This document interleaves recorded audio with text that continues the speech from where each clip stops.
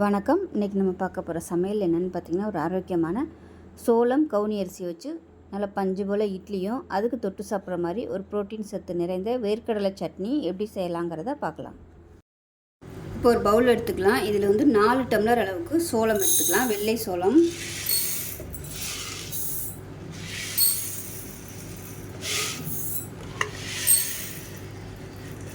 இப்போ 4 டம்ளருக்கு சோளம் சேர்த்தாச்சு. இப்போ இதில் 1 டம்ளர் அளவுக்கு கருப்பு கவுனி அரிசி இல்லை சிவப்பு கவுனி அரிசி எதுனாலும் எடுத்துக்கலாம். இப்போ எந்த கப்பில் சோளமாக அரிசி எடுத்தோமோ அதே கப்பில் 1 கப் அளவுக்கு உளுந்து சேர்த்துக்கலாம். இப்போ இதில் ஒரு 1/4 டீஸ்பூன் போல் வெந்தயம் சேர்த்துக்கலாம். இது எல்லாத்தையும் நல்லா 4-5 தடவை கழுவிட்டு நல்லா ஒரு நாள் நைட்டு ஊற வைக்கணும். சோளம் வந்து நல்லா ஊறுறதுக்கு ஒரு 8 மணி நேரமாவது ஆகும். அதனால் நைட்டு ஃபுல்லாக ஊற வச்சிங்கன்னா காலையில் அரைக்கிறதுக்கு ஈஸியாக இருக்கும். உளுந்து மட்டும் நீங்கள் எப்போ அரைக்க போகிறீங்களோ அதுக்கு ஒரு 2 மணி நேரத்துக்கு முன்னாடி மட்டும் உளுந்து ஊற வச்சுக்கலாம்.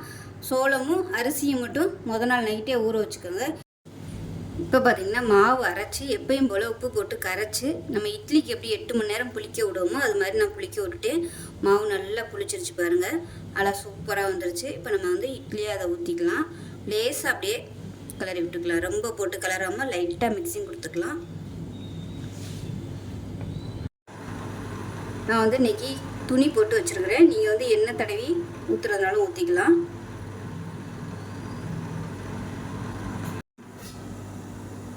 இப்போ பார்த்திங்கன்னா தண்ணி நல்லா கொதிக்குது. இப்போ நம்ம வேக விட்டு எடுத்துக்கலாம். நார்மல் இட்லியை விட இது வேகிறதுக்கு கொஞ்சம் டைம் எடுக்கும். ஸோ நார்மல் இட்லி வந்து ஒரு 5 நிமிஷம் ஆகுது அப்படின்னா இது வந்து ஒரு 6 நிமிஷம் 7 நிமிஷம் ஆகும். இதனால் வெந்ததுக்கப்புறம் பார்க்கலாம். ஒரு பேன் எடுத்துக்கலாம். பேன் சூடானதும் மெஷரிங் கப்பில் 1 கப் அளவுக்கு வேர்க்கடலை எடுத்துக்கலாம். இது வந்து பச்சை வேர்க்கடலை, அதனால் நல்லா வறுத்து விட்டுக்கலாம். இப்போ பாருங்கள் கடலைப்பருப்பு நல்லா வறுபட்டுருச்சு. இதை வேறு பிளேட்டுக்கு மாற்றிக்கலாம்.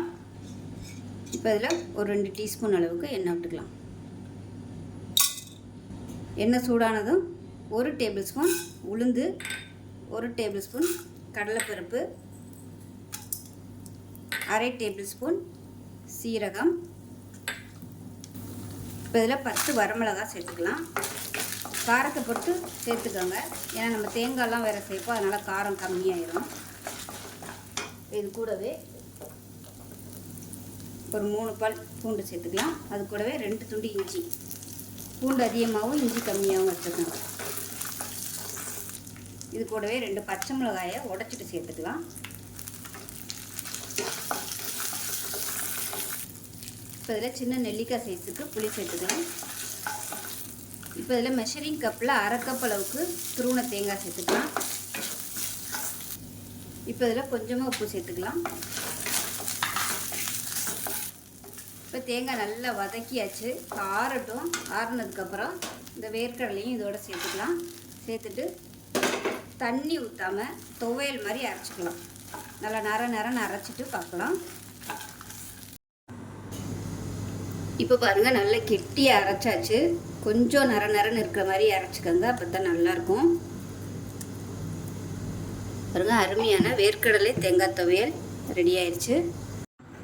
இப்போ பார்த்திங்கன்னா இட்லி வந்து நல்லா வெந்துருச்சு. நல்லா ஆற விட்டுட்டேன். இப்போ இதை வந்து எடுத்துக்கலாம். பாருங்கள் அருமையான சோளமும் கவுனி அரிசியும் வச்சு இட்லி சூப்பராக ரெடி ஆயிடுச்சு.